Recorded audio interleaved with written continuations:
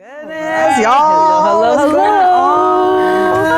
Hi. How are you both? Oh my God. Nice to meet you. Great to see you too. Hello. Nice to see you. Baby. Yeah. All right. Just in here. Damn. Something fell. I don't know what that was, but I'll leave that for production. Yes. So, Shade. honestly, guys, I don't know about y'all, but I am just so thrilled to be here today with you guys to just like really like have these conversations, you know? And I'm just so thankful that Vancouver Pride has like been able to make this happen. Yes. You know, I'm Yes. so excited to just hear everything, get to like know you guys, get to share a bit about myself. Yes. I can't wait to hear it as well. I can't wait. Looking forward to it. But first of all, I know a few of you guys. I know you might know each other a little bit, but I do think a roll call is in need. You think? Yeah. Okay, it's in order. In order. It's giving roll call. Respectfully. Did you want to start? Yeah, I'd love to. I'm Leo D.E. Johnson. My pronouns are he, they, and I'm a musician. I love to inspire people and encourage. Love that. I'm Parisa. My pronouns are they, them. I'm a Master's of Architecture student. I'm a program coordinator at Mina Film Festival. I'm an artist, community organizer, and can't wait to learn from all of y'all today. So blessed to be here. I'm Annie Johanna, public school educator, high school, Beautiful. anti-oppression curriculum specialist, and just here to transform stuff. Yes. That's what I do. I feel you on that. Yes. Well, my name is Lima Prado. I go by she, they. I'm a creative director and photographer. And you might know, and you guys watching at home, if you know, you know, I dabble in music a little bit. A little. Love it. Yeah, so I see that Vancouver Pride has given us some questions in this very cute card. Oh my God. We love a unicorn. Yeah. We're a unicorn. Perfect. It's giving like fantasy. Like, Absolutely. What's it saying? Wait. Yeah, we should. Should we read them out? Yeah. I think Yeah, we Let's should. go want for to? it. Yeah. let's do the first one. Breakfast food or dinner food? Oh. They said icebreaker. Okay. Personally, breakfast food.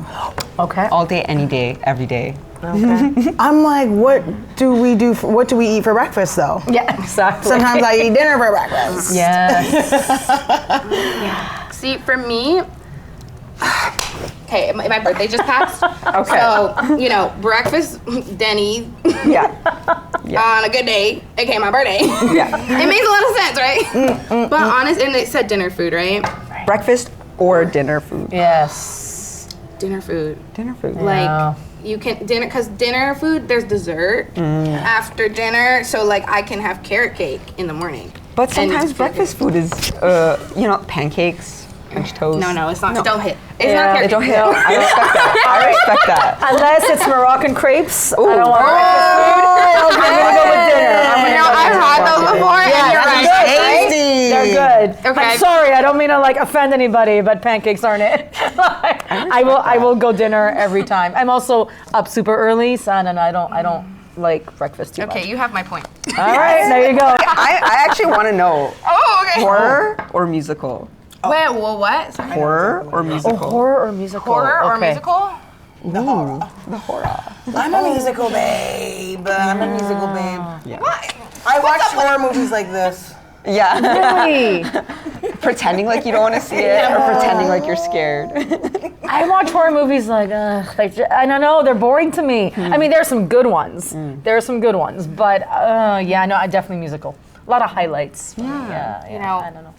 This is a really hard question for me as someone who is just like Yes. so gay. You're like, Because, like, so gay. and just an old bitch at heart, and the heart wants to say horror, but there is something to be said about a cheeky little musical. I love a good sing-along. I love a good sing-along. And you can have like a horror musical. Yes. And that seems like, What's a That's horror my wet musical? dream. Yeah. Best of both worlds. What? What's a horror musical? Sweeney Todd? I'm thinking like Rocky Horror. A Rocky Rocky Horror. Horror Yes. picture show. period. That is. That's an obvious. Yes. Yeah. Okay. Did you want to pull one? Oh, yeah. Yes. You haven't yet, right? Yes. Okay, yeah. cool. You're pulling cards Let me today. see. Oh, okay. Leather or lace? Oh. Y'all gave us some tough questions back then. Yeah, this one's. I'm like, shoot, can we have both Can I at the same time? These are very challenging for people. I like leather on me. I like lace on other people. Oh, okay. That was good. Oh, okay. Yes. Leather's just powerful. Leather's powerful. Not that lace can't be powerful, but leather. I gotta go with leather. Yeah. It's so funny because I feel like right now I'm very much a lace girl. In I've my seen ribbons, your lace, yes, I've seen in your my lace, in my lace, in my ribbons, I'm finding the strength and that vulnerability of it all and the texture. But I will say, at the heart of it, strength. So, like you said, you just changed my mind right there. Leather. I think for me, leather, it's fierce. Yeah. I feel fierce when I wear it. I feel like a lot of as gay people, Yes. as we're like, it's such a big thing where we can feel fierce with leather. To me, is such that for me. Yes. So, man, a leather corset goes a long way, or like a really good pair of leather pants, or some chaps. So, like. Maybe I like being a lace, but maybe I like seeing leather. I'm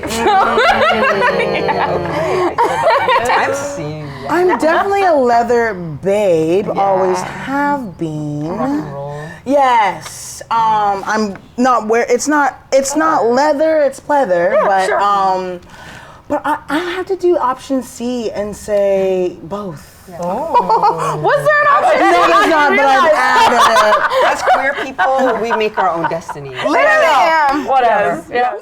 What was the last queer event that blew your mind?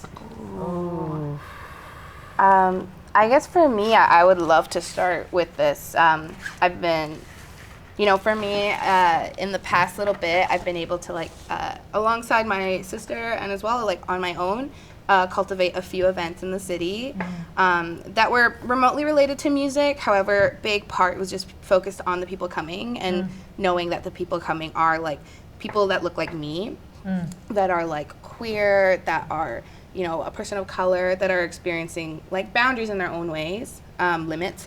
And for us, it was just really important to do something eye-opening. So for me, which is something to answer this. What, not to gloat a little bit, but Please, to answer this, it was really seeing the event that I was able to put on. I put on basically a prom, but it was a little different. So I'll say I never got to go to my prom. I never got that moment, and it really sat with me. And I was also facing a lot of my own identity challenges. So for me, it was a thing where I didn't even feel comfortable showing up in prom. I didn't know if I wanted to be in a tux or a suit. There was a lot just that I felt I couldn't really do at that time. So I like Batman does. I don't know. You get your vengeance. The Joker, right? The Joker. You get your vengeance, and for me, I put it in my mind I want to have a prom, and I want to go to that, whether I make it or I don't, or I just go.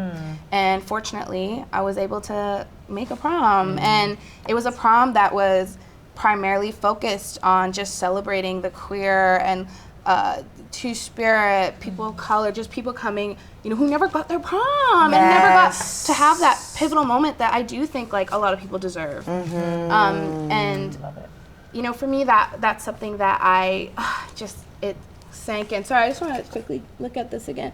With the last, and it blew my mind. Yes. So.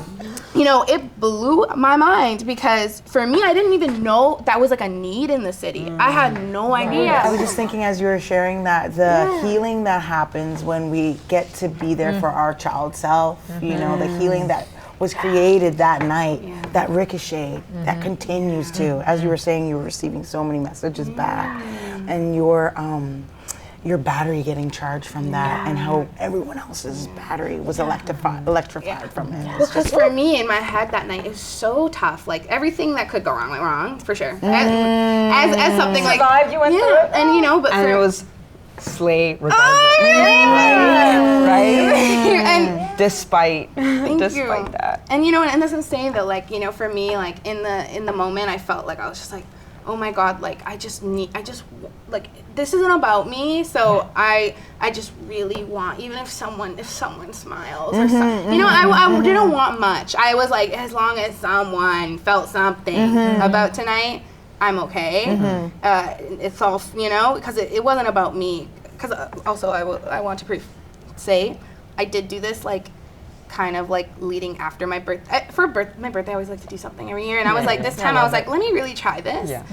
Did it, but like I said, like I just didn't expect it to be like, oh, now this is just beyond me, like this actually just something that's so needed. Like it's like walking into a room that you didn't know was like the crowd's been waiting for you. Like like I walked in, I was like, oh, what are y'all doing here? Why are y'all in gowns? Wait, I have crowds. Wait, I'm running for this. I love that. So, I love that. Like going back to what you said. So, that's, that I think that's something that for me is pretty mind blowing. And I mean, Oh, that's beautiful. speaking on like you said, healing inner child. Like, do you guys have any kind of mind blowing experiences that?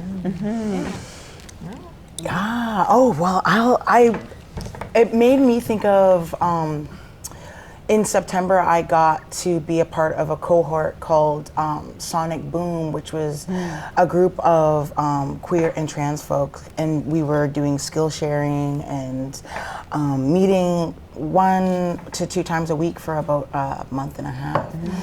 And I knew these folks via Zoom, and then afterwards we got to do a showcase together, and to be in this space with everyone. I just felt this community, like the community feeling I had, as well as being with queer people and trans folk.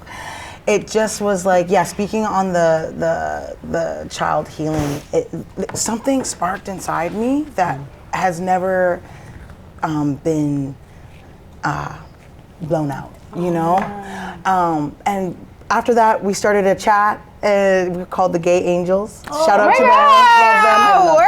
And through the chat we've been supporting one another spiritually, sharing stories, just like it's so compassionate and loving and encouraging in the chat. We've gone for grants together. We've been building this friendship. For myself, like I got to discover that friendship is romantic, and I'm literally dating all of them, and and I'm in love with them, invested. and invested, and we'll drop anything to be in their presence. And it was mind-blowing to know that that's it's there, and I know it's there, and I have many beautiful people in my life. There's something about this incubator that just really was set a standard. And that mind blow of it all. Wow. That's what came to mind for me. That's so good. Thank you. What about y'all? I feel like I've gone out of my way to place myself within community a lot. Like I've been like searching desperately a lot, and I think I'm not, maybe because I'm a Capricorn, I'm not easily blown away by things. I'm not easily and there's been very special events and moments, very like heartwarming things that like alter me in a lot of ways. But one event that really blew me away, I think because I did not expect it to, was the previous NB6. Oh my gosh. I haven't gone, for folks who don't know NB6, it's like a drag competition at the Junction. And I haven't been to a drag show in a minute. I don't know why. Was this for their best friend competition? The best friend competition. Yes, okay. And my sister, Princess Spanganisa, from the House of Andromeda, won that night. But I think what blew me away was the fact that everybody in the queer community who was like a performer, an organizer, artist, stylist, like everybody who was somebody that's like active within that community. I don't mean that in like a vain way, like everybody was somebody, like no, but like everybody who's like invested in like the queer, Weight in the community. like I have never seen the Junction so packed. I was on the store. I was like, like I was literally on my story, like I was one of the live people. That bar felt 10 times bigger than it was, and there was so much looked like it. personality in the room. There was so much talent, and there was so much love in the room, and everybody screaming. And this is like when Venus like was also in the room. Cut out when Bach won, it went. And then it froze because it was like Just like the electric, Everybody screaming. It was just being in the room with everybody. It was so electric. mind blowing. And I think I've had such a weird relationship with Davie Street for so long. And Davie Street was so queer that night. Yeah. You know what I mean? Like, Davie the Street club was was so hot. safe. It was so hot. That is a like key memory forever now. You know, and Yes, mind blowing. mind blowing. I have a couple shout outs, but this moment right now is very special for me because one of the people that helped start all that, or at least as part of it, is one of my very first social justice students, like 10-ish years ago. Bukaru, Mix Bukaru. So yes, so I taught them. Now I'm not claiming. Shout out MX Bukaru.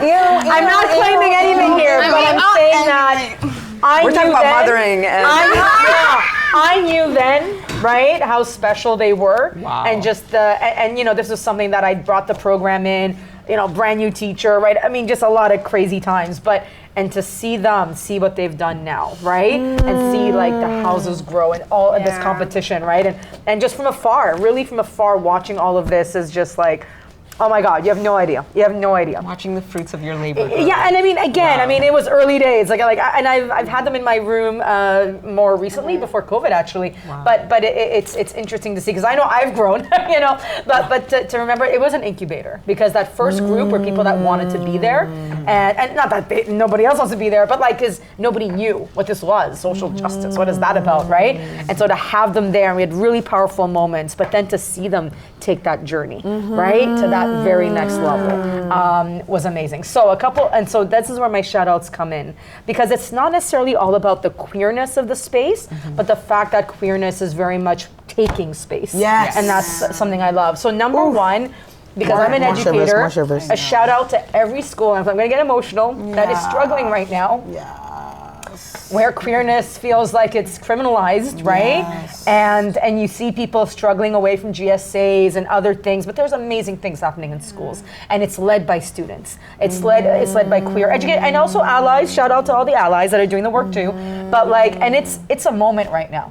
It's a moment where people like. So I'm so happy to hear that, but I want it everywhere. And the idea that somehow like schools aren't a place for it is so wrong. Because what have you described here that isn't powerful? That isn't exactly what we want. Collective energy, right? The mothering, the love, the watching each other, right, perform, and the loving of it all, and the creativity behind every one of those queens, right? Like, it's just like so amazing. It starts with you know, the spark, right, of being And like. for the youth, it starts in the schools. Yes. That's the first sense of community that they have, right? So, I mean, not one day, I know I can answer this question by saying the events, the momentous events, the mind-blowing events are those tiny moments of joy. And then they explode into these spaces, right? Where you can have an incubator where it's like, you know, just amazing, right? But it's all rooted in this amazingness. So just, I'm so happy to hear everybody finding that space. And I know one of my goals is always like, how do we make those spaces everywhere? Yes. Exactly. So it's not just anymore that club, that street, that this, that. No, it's everything. It's everywhere. And you buy in or get out, you know? Like, what connects all of these for me is as community organizers, it's like when you know that point of connection is what inspires you to search for it more. You're inspiring other people to seek out these healthy, you know, loving places, and that's where the abundance comes. Yes. I love that. All right, let's move on to the next question, Yeah. shall we? So, what type of art do you feel expresses your gender the best? What parts of what part of yourselves are emulated in your art the most? So this is an interesting one for me. I feel like I'm the least artistic of the group here, but I see it in two ways. For me, curriculum is my art. So how I teach, what I bring in, what students bring in.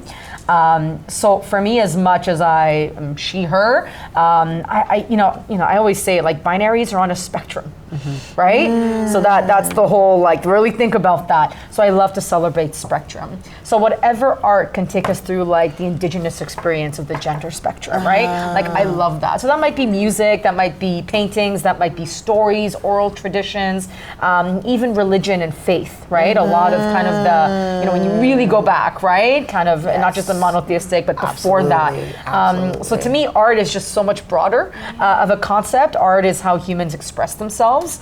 And so any art that's produced, and then when it comes to that beautiful plethora of the spectrum, I absolutely love that. So then how do you represent that to a community? There's so many ways to do that. So really, I don't have a specific answer. Yes, I love music, right? Yes, I love painting. Yes, I love a whole bunch of things. But to me, that representation, when you see like two-spirit, kind of expressed in a certain way, right? I do recall last year in Kamloops where they tried to not have the two-spirit participation in their powwow. And then that was reversed, right? Yeah. Thank God that was reversed. I can't believe they even tried it. Like, I was like, y'all really tried that though? Yeah. Like, Oh no, I know. It was like, wait, what? Like, you're doing that? Why? Yeah.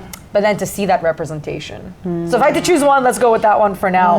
Kind of like that two-spirit identity that comes out through powwow performances, all the variety of dances within that is absolutely amazing. But when someone from South Asia or an African, nation or something, can bring that forward, I'm always so amazed by that because it shows us the universal truth outside of like forced binaries outside and you be you, right? You be the best she you can be, the best he you can be, all of that. But at the end of the day, that doesn't give you the right to erase anybody else. Yes. So art that doesn't do that erasure, I love it. That's what represents me the best. Yeah, I love that. I love that. That is so lovely, and kind of, especially what you said at the end, because for me, I am a visual person, so primarily like my medium is through visuals, whether that be photography or even like now like experimenting with like more music videos, kind of animations. What does that look like?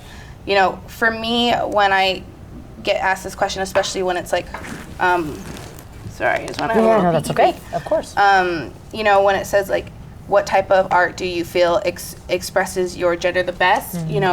For me, I'm very femme appearing. I feel like I like to step in that. There was a place in my life where like I thought I was like way more in a masculine vibe, and I like walked myself through that, and then I realized I didn't want that. So You stepped into your cunt. yeah, I stepped in my cunt. Yeah, I still have my butch antics though. So best believe, like I'm building shelves. But but for me, I feel like when it comes to gender and the way I'm able to tell that story through my visuals, it's a bit ambiguous because I feel like for me, like I've had times where I just like am like, ugh, like that word, like gender, and like it's just so like old, and I just feel like for me it's just like people are like just so much more than like what's going on down there, and I feel like I'm so much more than what's going on down there because I got a lot going on up here and a lot up here and eyes up here. But Is that me? maybe. Just kidding. But Oh my gosh. for me, when it comes to like how I'm able to do that, which is like through photography and capturing that, I feel like sometimes I do leave that a little bit out of the conversation, because I love, I live, I laugh to see, somebody look at my work and be able to see like, oh, I can see me, because that gender thing isn't even an equation. The fantasy is so captivating that I want people to be able to see themselves in. And that's what I'm so happy about, is I'm able to get, I work with a lot of artists, and for them, it's all about like marketing their identity and like pushing that. And for me, I'm having conversation being like, so like pretend you are an alien, like pretend like your gender is not even in the equation. Cool. Yes. Now what else is there beyond that? Because like there as much, and some people it is important, and that's totally fine. But I think for me, the way I want to capture things, like I'm able to get other artists and be like, oh my God, like I saw what you did with her, and I see that, like I can see that in me, and I can see my own fantasy, and for me, like if I'm able to help people create that fantasy and have images that really just like attest to time of who they are, who they want to be, what they want to show, because my work is really like heavy on the editing, heavy on the concepts, and I would say like that's why sometimes with my work, some things just look like way more grittier, and some things kind of look a little more like ethereal. And for me, like my journey so far, I really love that. I really do. The future might look a little different. I think the future is going to be way more me into a lot of things, because I feel like I said, like going back to gender, it's just, for me, it's still a topic where I feel so up in the air, because I just like, and that's why I go by the she, they, because I feel like it's not she, her, and it's like not her. So, for me, because of that, I think like the way I use my medium, which is visually and storytelling, visually bringing people into a world that they can see themselves in, I think for me, sometimes it is important to make sure that, like, in a way, like I can kind of have an openness with the topic of like how I see my gender. I feel like also in like rock and roll, there's a lot of like androgyny and like gender fuck that has happened. Like I cannot. What would you say is your? Well, okay, exactly on that point. What came up for me was, okay, a few things. How do I get in there? I'm a musician. I play electric guitar. I sing. Confidence for me has always been on the stage. When I was a kid, I was an actor, and that was my place where I was like, I'm me. I can be me fully, which then transitioned into my 20s, where I found that on the stage as a singer. And then I found that with my electric guitar, and how I felt so full in myself. Mask and femme, and then it transpired into me wearing skirts. When I came out as trans, I really wanted to be hyper mask, and then one day I threw my skirt back on that I used to always sport, and I thought, wow, I have never felt so masculine. And the way I'm wearing my hair right now, like the fact that I feel snatched, and also, I got my little hair chins coming out. There's this like blending that's happening that makes me feel just as confident as I did as a kiddo. As I went through my first puberty as a youth, and things started morphing and changing. My confidence as I walked through the hallways was always hunched over, but when I was on stage, I was always, pulled back, proud, so, the expression of my gender really just, I feel like I'm really able to be my full self within my expressing myself, which is through music. Just playing off of that and a memory that comes up. Before I came out, I had this song, it's called Do Me Wrong. There's a line that says, you try to leave me for another man. And I remember writing that and being like, I remember thinking, I'm not gonna change that. And it was only until my very good friend was like, yo, had you come out before when you wrote that song? And I was like, wow, my music expression knew before my, my body expression or my now expression. I need to hear that song because your art is your body. Relate. So, what do you think this generation of queer community inherited from the one that came before it? And what do you think this generation will leave behind? And individual bonus on this card, what is important for you to leave behind? Past, present, and future. I have to say, because I've been spending a lot of time with all kinds of elders. So people that are like now over 70, right? Doing incredible work, right? Within like literally elder communities, right? In senior homes, things of that nature. To see folks that are survivors of the HIV/AIDS crisis, who are now thriving and surviving and living and have really like the shoulders that I stand on are those that went to hell and back and literally millions that never survived. So I always think about the people that didn't survive, but I don't see them as not surviving. It's just that the system made them up, but they're still building that path forward, right? So to me, taking that resolute, we're gonna fight the system at every turn, we're gonna buck all the trends, right? When it literally was illegal, right? When it was not just underground, it was like you were put under the ground, right? For being who you were. So that's what I take forward. And again, to be mindful that they're not gone, right? That they beat the system. They fucked shit up and they came out on top. I really believe that, even if we're still struggling, you know, it's certainly better than it was before, right? And so now, for myself, so maybe I'm putting them in a different order, but for myself is, no matter who you are, how do you continue that journey, right? I as much as, yes, we have to fight for our own rights, the reality is it's always such a struggle, it's such a burden. If you fight for your rights and you fight for yours and you fight for your, and we never talk to each other about how can I help you, how can I help you, what can I do to help you, right?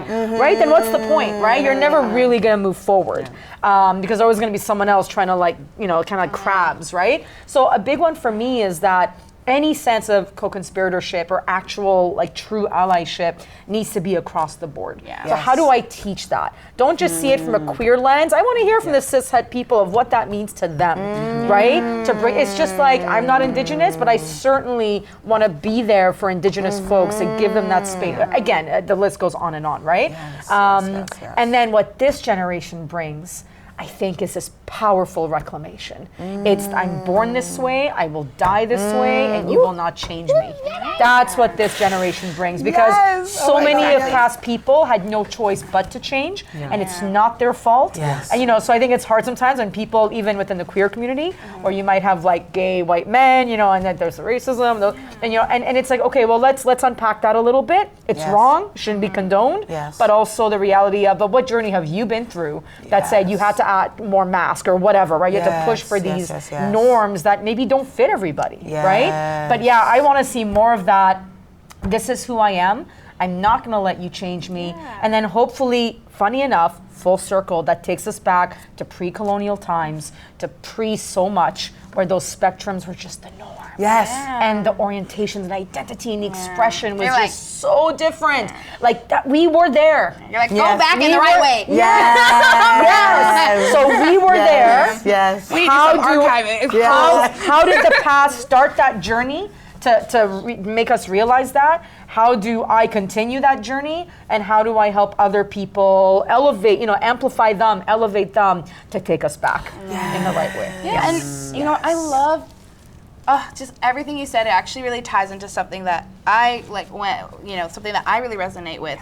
And it's very similar, you know, all that you said about like just so much of this like suffering and struggling and, you know, not like a lot of people not being able to like have a fulfilling life because of the gender they want to be, you know, the who they want to be. And you know, for me, that's one thing. Like when I am asked these questions, for me, the way I see the past is like big balls. Big vagine. Because big vagine, she said. Big vagine and big balls. Big balls. That's what it takes. You know, I want to quote, I believe it's Wesley Snipes. It could be wrong though, so I'm going to say it first. Okay. Because maybe I don't get it. But they, you know, there's a quote that really stuck with me, and I know Kendrick Lamar has reiterated it in his To Pimp a Butterfly, but it's the one who lives in front of the one in front of the gun always lives forever. And you know, for me, that is very powerful because a lot of people, I think, just like did not deserve to pass away. And you know, in the queer community, a lot of people, like, you know, they commit suicide. And you know, for me, I think there's such big balls and strength to wake up every day and be like, I'm here, I'm gonna be here. And I can only imagine in the past, you know, the people who come before me, like, you know, the reason why I can sit up here and literally talk about these things, like, you know, people had to die and people had to live, and people had to see other people. Wow. People had to see, and that's the thing, right? People had to live, and people had to live for other people who could not live. And that's why when I say big vagine, big balls, because I'm like, no, like, it takes guts, I think, to wake up every day and know, like, I decided I'm gonna live in my life and not take myself out of this experience, out of this world, and live it despite how challenging it can be.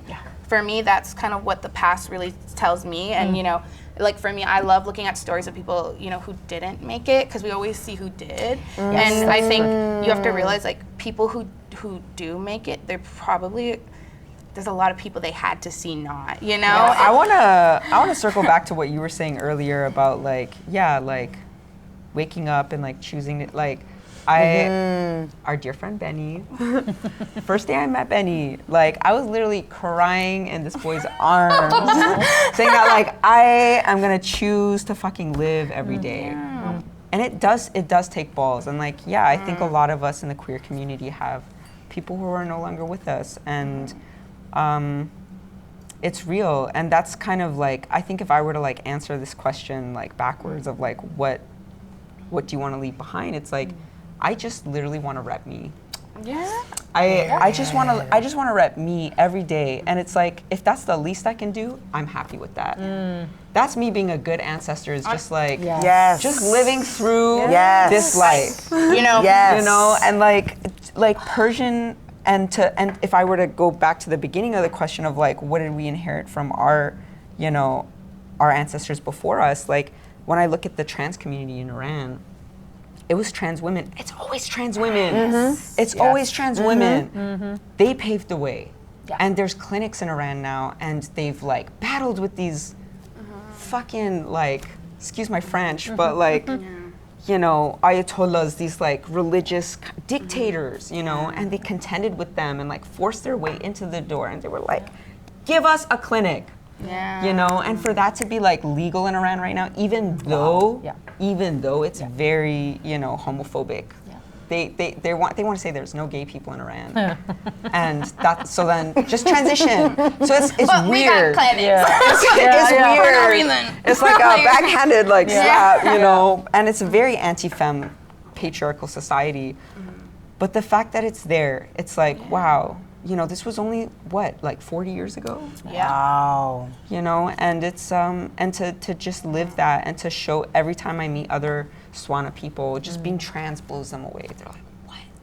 You know, and I'm like, I want to just keep blowing minds. Well, I think when I first, I want to keep blowing minds. Just to kind of jump off of what y'all are sharing, in January, I had a moment where I realized I had made myself small. I had made myself so small, but was still having these interactions where I was being told that I'm too much. And I had this moment where I thought, well, I'm gonna be as big and proud and loud as I'm meant to be. like Chucky. He never dies. Like, there you go.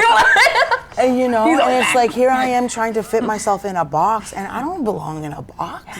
I've always been big in stature and big in presence. And so the more I step into that, the more I get to pave the way for myself. And the becoming era. It's really the becoming era, and shedding and becoming and shedding and becoming and shedding. And quickly it reminds me of this moment that I got to witness where I was at the Queer Film Festival, just actually down the road at the cinema there. And it was a showcase of youth queer directors, documentaries with elders sharing their story, their queer story, and it showcased these three beautiful beings who were, you know, in the mix in the '90s. They would wear sundresses and big sun hats, and they had furry chests, and Taking up space. you know. And in the '90s, they called it I want to say like gender fuck, like you know, like you know, messing with it, you know. So, and they said, you know, it is such a honor to see everyone. You know, having more language, and coming together in this way, respecting one another in this way, and they said, you know, if we were born in y'all's time, we would be using they them pronouns. And then they said, it brings, and you know, in the documentation, they were crying, saying this.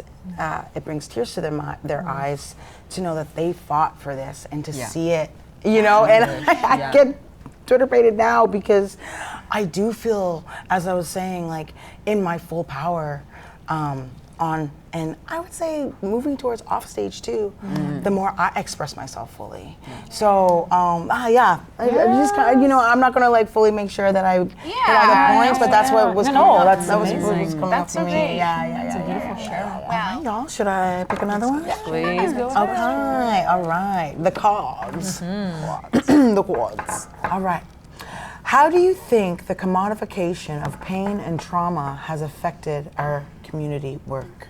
Beautiful question. I love this question. That anytime you bring in commodification and the idea of money, you actually separate everything from the human rights, right? So human rights should not be conditional on like someone's pain and trauma, right? Obviously it's meant to fix it, right? Yeah, we get that, not to cause pain and trauma, but the idea that somehow I have to prove to you that I deserve my human rights. And then what we're seeing today is that, so companies do that piece, policymakers do that, and now we have this element of, well, don't they have enough rights now? Well, don't they, you know, there's less kids committing suicide. You know, they throw these stats at you, like, but there's more trans people than ever. So what are you talking about? There's trauma, right? And there's pain. And you're like, wait, what? Like, how did that get flipped over? That now, like, people's success and people's survival and people telling their story in their own time is somehow evidence that you can make money off it, as you said, but also that somehow now that human rights don't matter anymore. So that's my concern, is that all of a sudden we're fighting a whole bunch of different struggles because of that commodification. When really the struggle should be a very basic one. It shouldn't have to have all these different multifacets to it. Like, we're fighting everything right now instead of just the human rights. That's it, right? Once we get there, the fight should be done. So the fact that the fight's not done means that somebody somewhere is making money off of this and getting power out of this, and it's certainly not us, right? That's getting, or the power that we're getting is so minute and it's so tokenized that you're still in that box of pain, trauma. That's why you're here. It like it's like Girl, you ate that. I know. She started it. I was like, that's what I'm gonna say. And then you ate. And you left no sound. I honestly don't know what to say to that question, but because I'm still I'm still processing it a lot, but it does tie to like what you were saying in terms of like the human rights of things and how you're talking about commodification ruining, you know, the process of you dealing with pain and trauma. It's always comes to that, like, people being ripped away from community and like being ripped away from what community gives you, which is safety, right? And when I first saw this question, the first thing that came to my mind is like, you know, as a queer community, how much we depend on sponsorships, and how much it like our activism, our community building, our like youth development, like all of these programs that rely on funding comes from these corporations, you know, these institutions that are harming us, are harming our indigenous kin, are harming, you know, our black kin, and more recently, like Palestine, for example, like how much of queer community funding comes from TD Bank, RBC, Scotiabank, and the fact that we can't even talk about it, we can't even go to them and say, you know, like, we're not all free. None of us are free until we're all free. And for us to like, for queer community to want to stand up and stand in solidarity with, you know, all of these other folks that are being harmed by these institutions. And you can't even talk about it because then they take that funding away. And I think that harms us as a community. That harms us as a community because it makes us go away from standing in solidarity Scarcity with each other. mindset. That scarcity mindset. yes, They're yes. conquering and dividing They're us. making our bucket for us to be crabs. Yes, Like, you got the crab in the bucket. Yes. So yes, that's yes. the number one thing that I think, if I had to answer this question on the commodification of us trying to commodify our identities to get this money, and then for us to have to lose our dignity and turn our backs on the people that we should be in solidarity with. That's a great answer. Yeah. Yeah. There's so much there. That Sorry, I dropped a bomb on you. What do I even say? Well, when I first read the question, it brought me right back to the civil rights movement of 2020. Sure. And how we're all sitting at home, and it became sort of this natural thing where white folks are blasting their timelines, and it's like, well, now I know.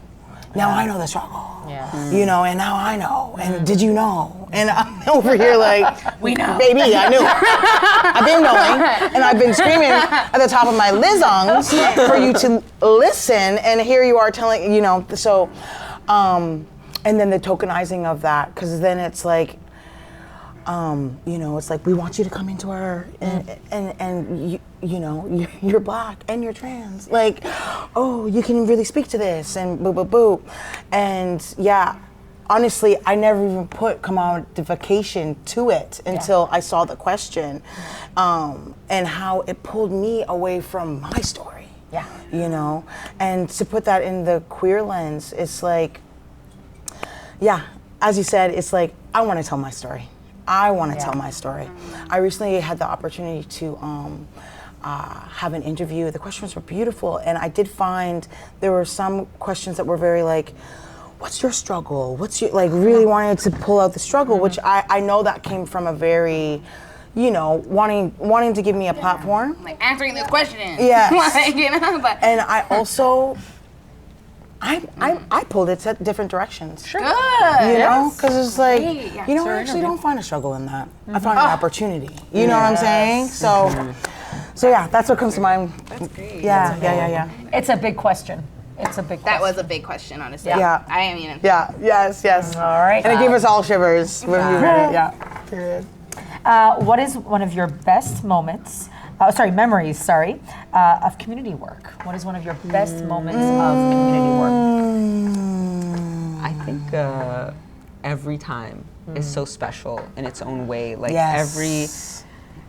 every one of those moments have its ups and downs, and it opened new doors or brought new faces. But I think for me, one of my favorite one was the first time I did. It wasn't my first time actually, gathering queer Iranian folks, but it was the first Persian New Year where we had like a queer kind of led thing, and it was fab because it was Maya who from Vancouver Black Library who gave us the space. They were the ones who reached out and said, "Do you want to do something?" And I was like, "Yes." And we just put everybody in a room.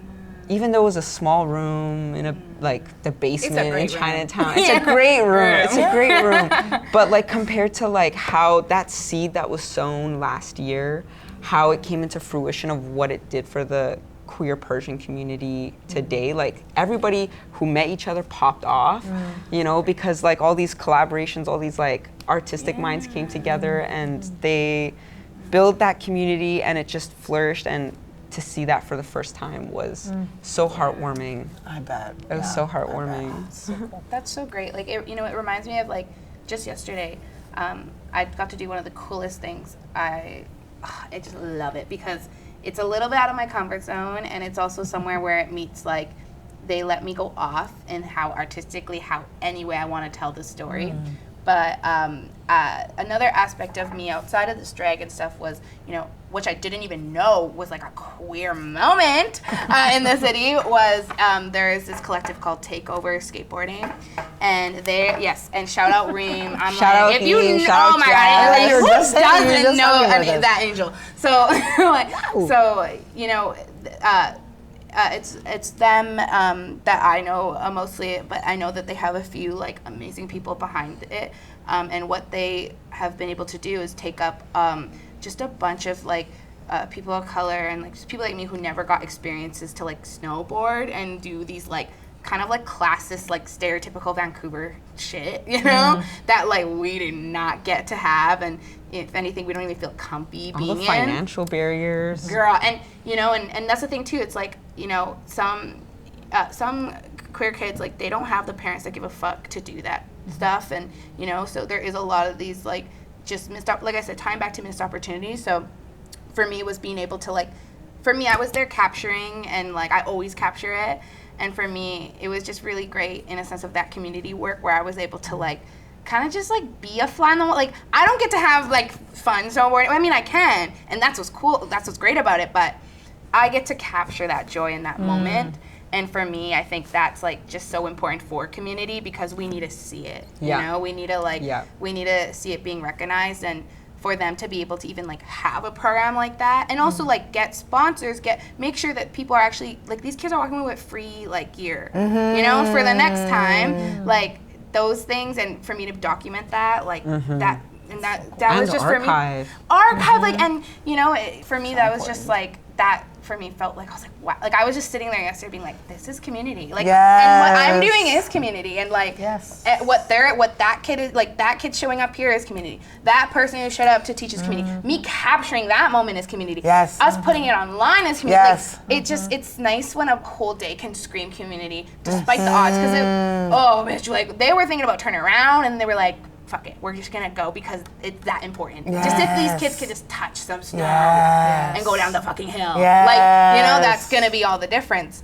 So that's what that for me, that what I really loved was, you know, it just really rang home for me. I was like, that was what community was. And so I just want to go back to what it really said. Yeah, like for me, like that's what I feel like from my end to that child's end. That was an act of community work. Pre-2020, I was running a open mic, which had a long legacy. It was actually where I started, you know, many moons prior. So to be the host felt very iconic. It also was primarily a white space. So, you know, whenever anyone of color would come through, I was like, you want to get on the list? Because please, this is your stage, you know? From there, I you know, I just was gabbing with a friend who ran the Wise Hall at the time, and I was like, you know, I really want to be able to do a showcase, you know, and then this dream started happening, and then I thought, you know, I want to create a space where I'm able to bring people of color, queer folks, and we get to like showcase and talk about their story, and you know, and like this dream started sparking, and I had the opportunity to have Jillian Christmas, Alexis Wheeler, Kim Mortal, and myself, you know, and we got to do this beautiful piece together, which brings me to this moment. Recently, one of the teachers, I call my YouTube page the teachers because it's just spiritual workers and you know queer people and black people telling me all their wisdom. And they said, your dream, your desire is another person's dream, you know? And I left that space, the showcase mixtape, and received so many people being like, wow, thank you for creating this space. It was a beautiful crowd of mixed beings, queer people, black folk, people of color, you know, and yeah, at the time it felt very like, okay, like my desire was someone else's dream to be in this space and cultivate together. So yeah, it felt very community oriented, and I feel like I really launched from there. That's great. And yeah, never really looked back. I'm not curating white spaces. Sorry. I'll keep my answer short. I mean, I love to work in community, with community, by community, for community, all of that. That's really my go-to. I think I'll just choose one little thing. but I think the little things matter, right? As everybody's been saying. And that is in 2019, there were a lot of turfs around, and there was a lot of pressure, perhaps, that maybe something would go down during the Surrey Dyke March. So I was running for office at the time, for MP, and I'd been asked to run, and I was not out at the time. So that's an interesting little side note on that, something that I regret immensely. But anyways, we'll see what the future holds. But in any case, I basically served as like one of the peace bearers. I worked security that day, right? And that was, and so I always try to tell my students, it's not about the glamour and the glitz and the big and the fancy, right? Forget that, it's the grunt work. Where are you needed? You know, who needs you, right? So knowing that, first of all, like the media did show up, right? To say, oh, there's a candidate for office working security, right? And I didn't invite them, like it just happened to come around that way. Actually, I was surprised when the article came out. I was like, oh, okay, that happened. Yeah, because I wasn't this big major player or anything, but there was an article, and actually an ally of the community, a very big South Asian ally of the community. So that was awesome from him. But just doing that, and nothing went wrong, which was great, right? Bless. Nobody really showed up, right? But to see people felt safer for being there, right? So you don't need to be at the front of the stage. Your voice doesn't have to be centered. I was literally in a vest, right? Just in the background, right? Just looking around. That was just my job. And I have to say, those moments mean the world to me because community can look like a lot of different ways, and the work can look so different. And I think that also is a capacity builder. When people don't want to tell their story yet, right? Where they're not ready to do those things, it's like, but you can still do something. You can still do something. Right. I pulled another hot card. Okay, the quad. Right. Can you name a model of resilience that inspires you? Can I? Yes. Yes. Because I love this question. I am inspired, and I talk about ballroom a lot, and I want to theorize it one day. This is my desire. Yes, someone else's dream. Hopefully. Yes. Oh, I love that. I love it. Ballroom as a model, as a structure, as a framework. First of all, that was cultivated by Black and Latinx trans women and queers. But why has it survived so long when it was underground, under attack, like not celebrated, and yet it thrived, and yet it survived, and yet it grew across not only that nation to like international stages, is because it models abundance. Yes. It models decentralization. It models like there's no, and I say this to my friends all the time, that there is no rule book, to like ballroom rules. There's no like singular entity that like defines that this is who the blah, blah, blah, right? It's decentralized, and it's like it's a relational based, model where it's like, we keep each other safe type of thing, right? Like anybody who comes in who's trying to do something, anybody who's coming in trying to implement something new, it's like, okay, but who are you in relation to everybody? Okay, so, and then at the same time, it's not just like one person saying yes or no to this thing. It becomes the commune that agrees or disagrees. But I'm very new to ballroom. I'm ballroom baby, I've been appreciating and like learning from ballroom for a minute now, but like participating in it is something different.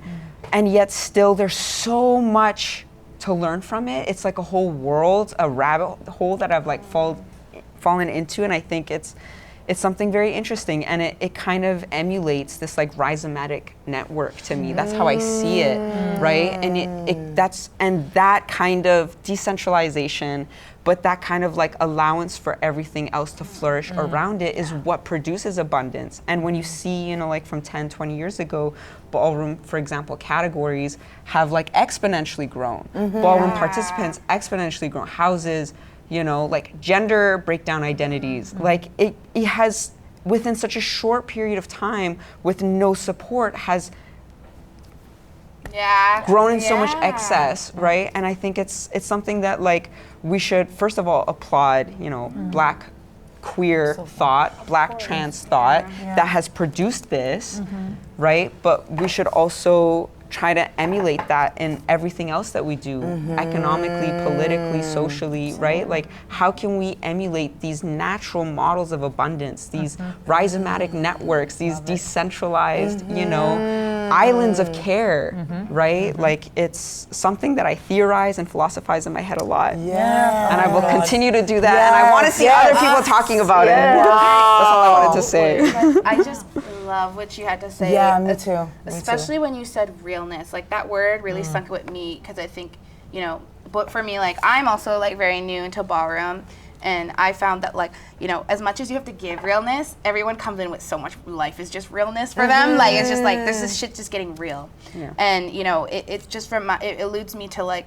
you know, for me, like, something that I see for me, who's a model, for me, speaking on realness and the sake of being realness, you know, for me, someone like, I want to say Meg the Stallion, Megan the Stallion, and also like Drag Race, and I'll get to Drag Race in a sec, but Meg the Stallion, because honestly, like, she is an artist who, like, life was real. Life just got real. Like, you know, life got real.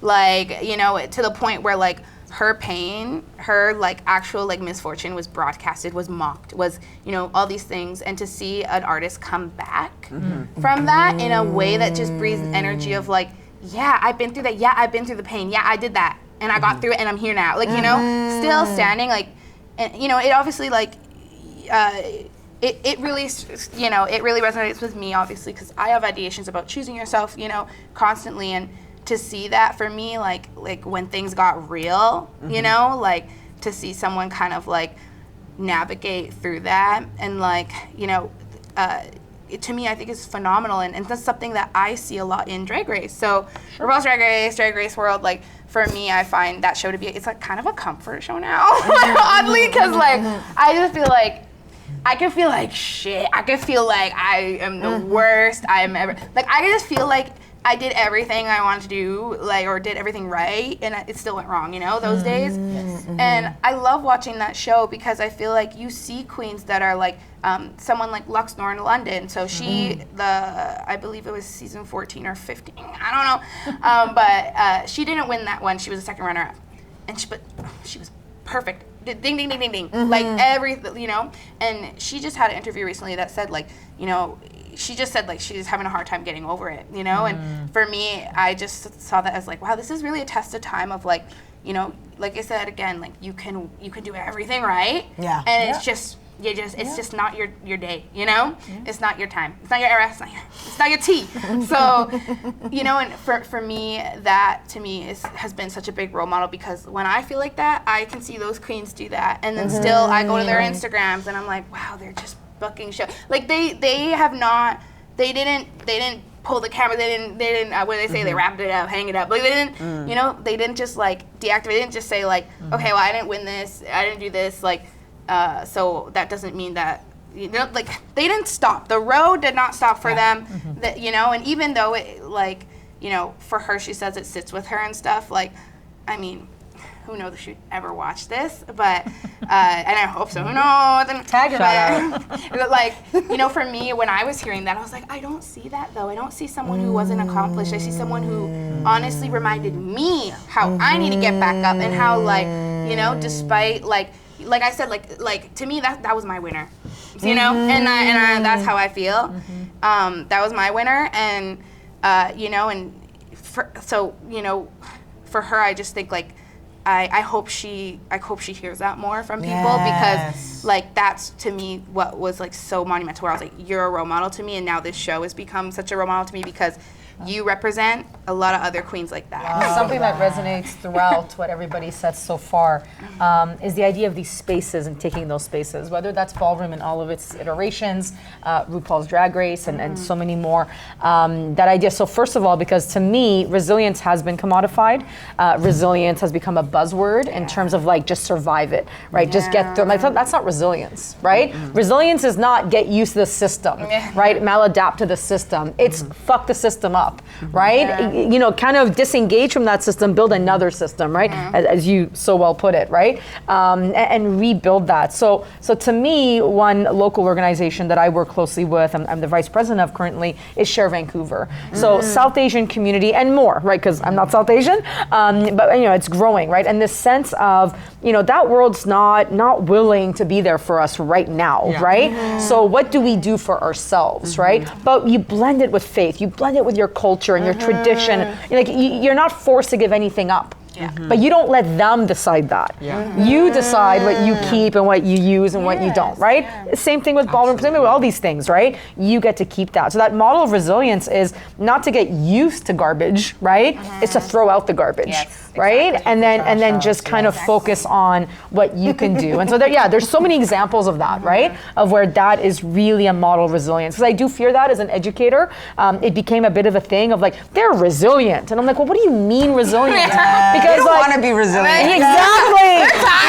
Resilient, right? You're telling me, you know, do less with less money, and I'm like, no, that's not what I want. Right? I want something different. And I mean, that goes to show it's not just a queer community, right? It's a lot of different communities that are told to kind of swallow that commodification of resilience. So all these examples are great, and I would add a lot of local organizations, many that I don't know about, but you know, I'm sure there are so many that are kind of creating that model for themselves, and that's what we need. And yes, we need more of that systemic change, but I'm not putting that on them, but it's an example. Like, you know, when I see things start to fray, this is an example of something not working. When you have people that need affinity space and this space and that space, why? Right? Not to say they shouldn't exist, but like, why so many? Why are they abandoning the main space, right? That means there's something wrong. So the model of resilience, to know when to say, I'm done with this, and then to build something better, which you both said. Yes, I love that. I love that. What comes to mind for me in this moment is the resilience of the inner work, the inner love. You know, that time that you take, as we were talking about the bucket of water, to fill the bucket up. So you can create the new spaces, so you can be with your community in the ballroom, you know, so you can rally behind your favorite drag artist and see the resilience with Megan Thee Stallion, you know, like it's those moments where you're really filling up your inner world, and yeah, that's what came to my mind. So, Black lesbian poet and activist Audre Lorde said in her essay, "The uses of anger," that was her essay, "everything can be used except what is wasteful." So, what does this mean to you? Everything can be used except what is wasteful. So, for me, actually, I did have something that comes to mind. You know, for me, it's really like for me, when it comes to like wastefulness, I think sometimes like, and you know, I think it ties into like a big theme that we've been talking this whole time, is just like really like, you know, doing that work with yourself as well, and seeing how you can like put that foot forward into your communities, and you know, and navigate how you want to do that. But you know, for me, what comes to mind is I see that as like, you know, sometimes we like think that like we need like hands on deck, you know, all hands on deck for this thing, and you know, and I think sometimes we don't realize that like it does become wasteful, because you know, if we're forcing people in our community to overwork themselves and just banking off the fact that you're holding them, being like, community, right? Like, you got to do this because of community. Like when you are like, you know, to people and being like, you got to do this because this is what you should be doing. You know, I find that sometimes that could be wasteful, because if you are pushing people to do those things, it really, I feel like, becomes so destructive in a way, and you know, becomes wasteful, because that's just a person who's being overworked now, and they're being pushed into something off of the pretenses that they you know, it's a kind of guilt trippy, and when really like that person not waste, like, you know, like, and whereas like the strength could have been in other places, in some places, you know, and I think that comes with a lot of our own like insecurities and stuff, and how we think of, like I said, like some people like can abuse their community in those ways, and especially in queer communities, I see it all the time. Like, I really do see like people like, but like, you support gay people, like, you know, like you want to, you know, dress your talks, and it's like, yes, but like if this person is like being pushed to do this and stuff, are they gonna do it the best? Are they, you know, Exactly. is it really gonna like, Exactly. is Is it it gonna be their gonna full last? self- Is it self? gonna be as useful or no? It becomes a waste. You know, it's just a waste of energy. It's misdirected. So I think like for me, like the efforts are there, and like I feel like they're always like for me, just even like being active in community already is like you know, because sometimes you know people are just like, hey, if someone's got to do it, I'm gonna do it. So there's different times, but you know, at the end of the day, I think sometimes when we are reaching out to our community, we need to understand what we're actually looking for and what actually like what can, you know, happen, and also like just making sure that like, you know, these people are not being pushed to their limits, right? Like, because I see the dogpiling on some people and like in queer community and stuff, where it's like this one person has to be the person, you know, and it's like, Period. who made them? Like, who gave them that stick? You know? 'Cause Yes. it's like, did they ask for that? Who made them captain? Who's pushing? You know? And I think it's just these like they're kind of awkward conversations to have because they're so like about power balances and like Yes. what you're willing to give and what Yes, you're willing to do. yes, And, yes. But you know, like it's something like me. I always tell them, I'm like, girl, if you really want to get to me, the group chat is not the first place to go. I'm sorry. I just know me. And I know as a community person, like, I am a very much, you have my number, you call, I leave it in the chat for a reason, you know? That's where I can meet you guys sometimes. Sometimes I can do others, you know? But, and I get it, it's awkward to be like, this is my capacities, or even to ask other people what they are, but like I said, those conversations are needed because for me, I feel like, really, that's what that hones in of, like where it becomes wasteful. Yes. Yeah, I would love to jump on that. Like what you were saying there, it instantly made me think of, like the idea of being like, I'm at 80, where are you at? You know what I mean? Like, okay, I'm at 40. Okay, you're at 40. Okay, so I can pull up a little bit more today. Yeah. You know, and that's when, you know, we start to really utilize our energy in this, like, where can we fill in and how much can we fill in? And just exactly like you were saying. And it brings me back to the idea of the bucket. And like, if you got no water in the bucket, you know, then it's not going anywhere. What I was gonna say was, I think ties in really well with this is like, I think the question being like, everything can be used except what is wasteful. Anger. When when anger is like, and we see this in movements a lot of the time too. Like we see these like within the Iranian kind of like woman life freedom thing, there was a lot of anger going around, right? And people are fighting. The infighting, so wasteful. When everybody was using that anger to unite, it was useful. When it was uniting people, it was useful. When we're seeing, you know, like what's happening with, for example, today, yesterday, hours from now, minutes, you know, Iran is like bombing Israel, right? And everybody's mad at each other. Everybody's like the infight, and it's like when you cannot come to somebody with empathy, when you're like talking about things, when you can't like, it's just it's so wasteful because you're what was the point I was gonna make? For example, there's somebody who I was talking about this last night with my NB Butch Queen Egyptian Habibi.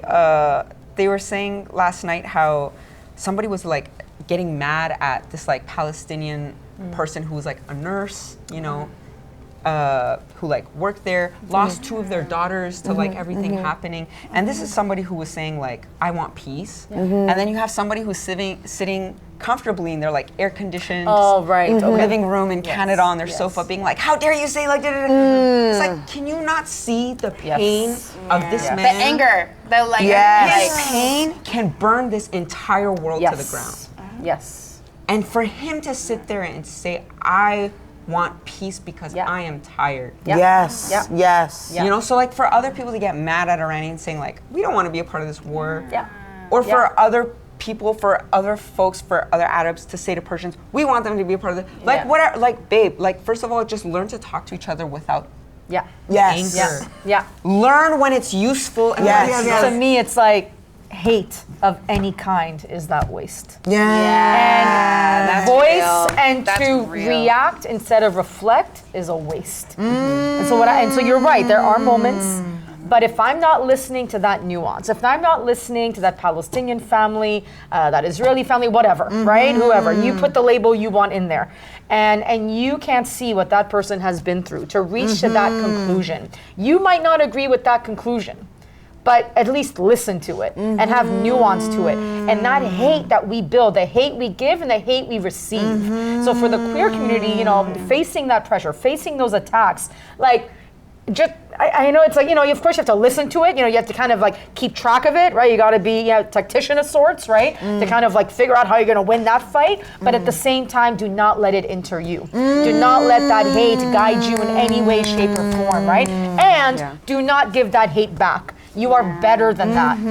I know yesterday was a very tough time because I have family that live there, right? I have friends. I was visiting refugee camps last year and schools, and you know, oh my God, you know, my entire family, everybody I know, right, is in the middle of this. And all I'm thinking is, why the fuck are we escalating? Right? Why the fuck is this getting to this level? Why are people not listening to the people on the ground? Right? People that are starving. Yeah, people. Let's start there.